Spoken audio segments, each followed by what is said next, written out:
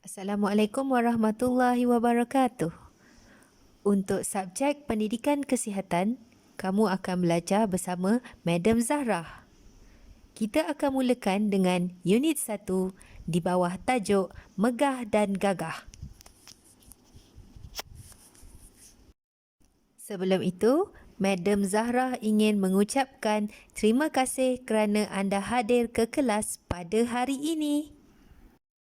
Sebelum memulakan pelajaran pada hari ini, pastikan anda mempunyai buku tulis garis 1, buku teks pendidikan kesihatan, alat tulis dan semangat untuk belajar. Okey, mari kita belajar. Okey, mari kita lihat gambar yang berada di hadapan skrin kamu.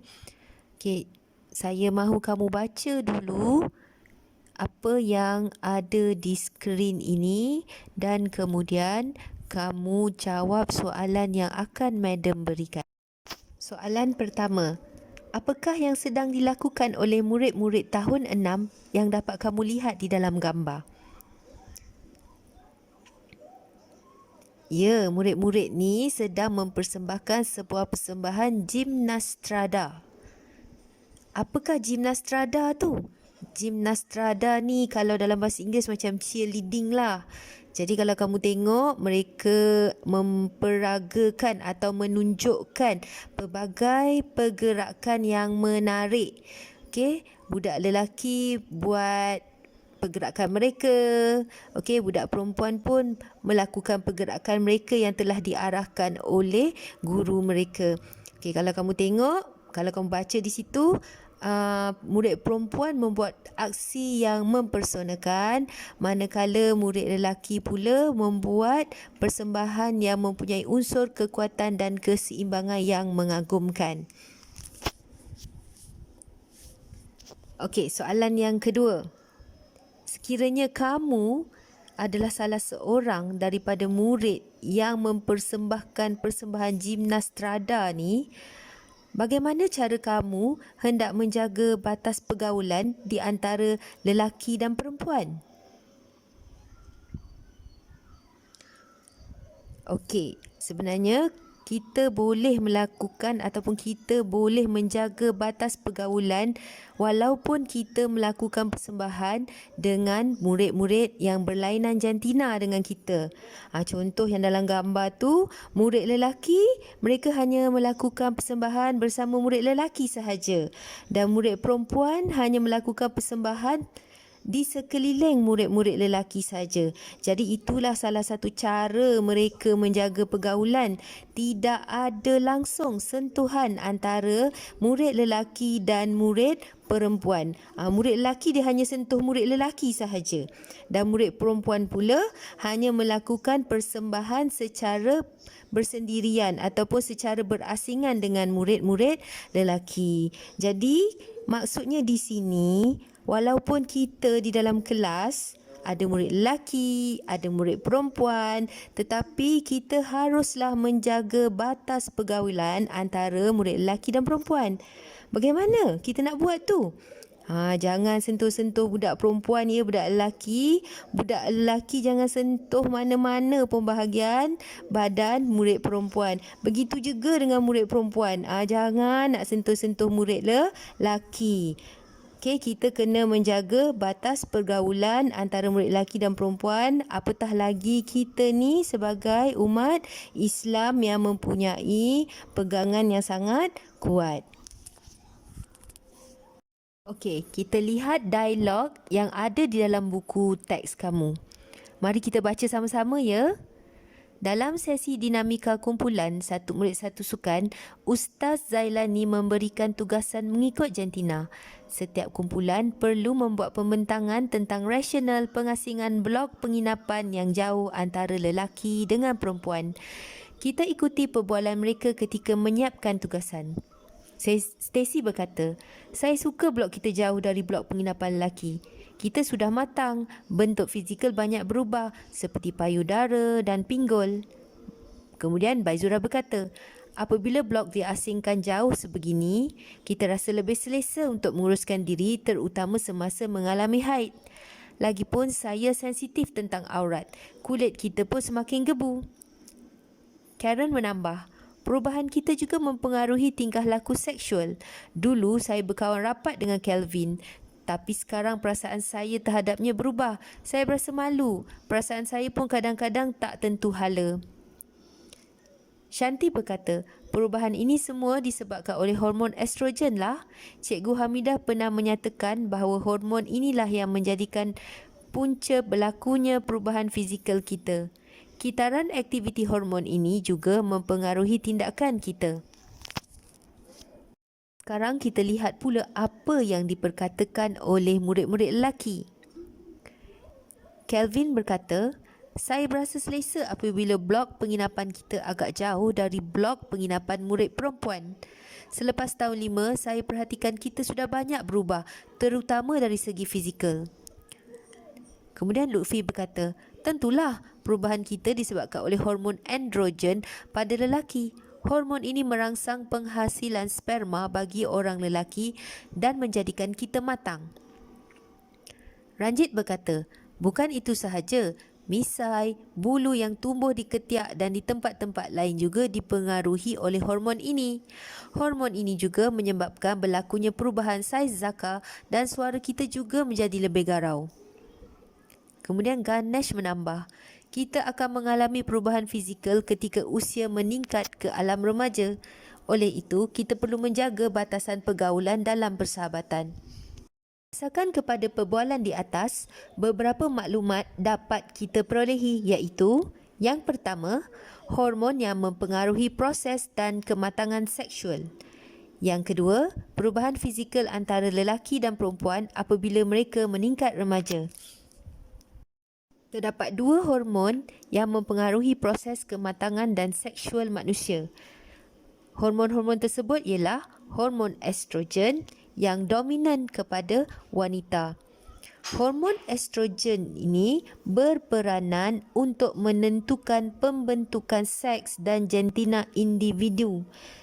Selain itu, fungsi hormon estrogen juga adalah untuk membentuk tubuh badan wanita seperti pembentukan payudara, pembentukan pinggul, perubahan suara serta kitaran haid pada setiap bulan. Hormon seterusnya ialah hormon androgen. Okey, kalau hormon estrogen tadi dominan kepada wanita, hormon androgen pula dominan kepada lelaki. Hormon ini sangat penting untuk fungsi seksual dan pembiakan lelaki. Selain itu, ia juga bertanggungjawab untuk perkembangan ciri seksual sekunder pada lelaki termasuk pertumbuhan bulu di bahagian muka dan badan dan perubahan suara. Seterusnya, androgen juga dapat mempengaruhi perkembangan dan metabolisme tulang dan otot. Seterusnya kita lihat kepada perubahan fizikal antara lelaki dan perempuan apabila mereka meningkat remaja. Okey, kalau kita baca dialog yang diberikan tadi, murid-murid ini dia telah menyatakan beberapa perubahan secara fizikal ataupun secara emosi di antara lelaki dan perempuan apabila mereka mula meningkat remaja. Mari kita lihat gambar yang diberikan ini. Okey, gambar ini menunjukkan perubahan fizikal remaja lelaki. Okey, terdapat banyak perubahan fizikal yang dapat kamu perhatikan apabila berlaku perubahan daripada kanak-kanak kepada remaja. Okey, yang pertama ialah ketinggian semakin meningkat. Kemudian bulu dan dada mula melebar. Tumbuh bulu ketiak dan juga tumbuh bulu pubis. Suara juga akan menjadi lebih garau. Rambut dan kulit rambut mula berminyak. Perubahan seterusnya ialah tumbuh jerawat. Ini remaja paling takutlah tumbuh jerawat. Perubahan yang seterusnya ialah otot lengan membesar dan bentuk badan mula berubah. Apabila bentuk badan mula berubah, berat badan pun berubahlah. Jadi lebih berat. Bulu tumbuh di muka dan juga di badan, dan yang terakhir sekali ialah zakar dan buah zakar membesar. Seterusnya kita lihat pula perubahan fizikal remaja perempuan. Seperti remaja lelaki, remaja perempuan juga akan mempunyai ketinggian yang meningkat. Tidak ada orang yang ketinggian makin menurun. Kemudian payudara akan menjadi besar. Kemudian akan tumbuh bulu pubis, rambut dan kulit rambut berminyak. Suara pun berubahlah daripada suara kekanak-anakan kepada suara yang lebih matang. Biasanya kalau budak perempuan ni, kalau remaja perempuan ni suaranya lunak. Seterusnya seperti remaja lelaki juga, remaja perempuan pun akan mulalah tumbuh jerawat. Punggung remaja perempuan akan semakin melebar dan tumbuh bulu di ketiak. Bentuk badan mula berubah, dan seperti remaja lelaki, apabila bentuk badan berubah, berat badan juga akan bertambah. Yang terakhir ialah keluarnya keputihan. Setelah kita mengetahui perubahan fizikal antara lelaki dan perempuan, dapatlah kita lihat bahawa terdapat beberapa perubahan fizikal yang berlaku kepada remaja ni sama antara lelaki dengan perempuan. Contoh perubahan fizikal yang sama antara kedua-dua jantina ini ialah ketinggian meningkat, tumbuh bulu ketiak, tumbuh bulu pubis, rambut dan kulit rambut menjadi berminyak, tumbuh jerawat, bentuk badan berubah dan berat badan berubah. Tetapi terdapat juga perubahan fizikal yang berbeza antara remaja lelaki dan juga remaja perempuan. Contoh, remaja lelaki ada misai. Tetapi remaja perempuan tidak ada misai. Remaja perempuan pula payudara membesar, tetapi perkara tersebut tidak berlaku kepada remaja lelaki. Kadang-kadang perubahan fizikal yang berbeza ini menyebabkan remaja cepat berasa malu. Kerana perbezaan ataupun kerana perubahan tersebut berbeza antara remaja lelaki dan remaja perempuan. Adakah perubahan fizikal ini menyebabkan seseorang itu berasa malu? Jawapannya, seseorang itu tidak perlu rasa malu kerana yang pertama, perubahan fizikal menunjukkan seseorang itu sudah matang dan dewasa. Jadi maksudnya daripada kanak-kanak, sekarang kamu sudah remaja, dah dewasa, dah matang. Jadi kamu akan melangkah ke tahap seterusnya, menjadi seorang yang dapat berfikiran matang dan seorang yang dapat berfikiran seperti orang dewasa. Sebenarnya perubahan fizikal ni merupakan fitrah. Dan kena terima dengan hati yang terbuka. Seterusnya kita kena bersyukurlah dengan keadaan diri kita yang sempurna. Allah dah bagi perubahan fizikal yang sempurna. Jadi kita kena bersyukur kerana ada juga orang-orang yang di sekeliling kita yang tidak dapat merasa perubahan fizikal tersebut disebabkan oleh penyakit ataupun kemalangan ataupun kecederaan. Untuk tugasan hari ini, lengkapkan modul pendidikan kesihatan muka surat 1. Sampai di sini saja. Terima kasih. Kita jumpa lagi minggu hadapan.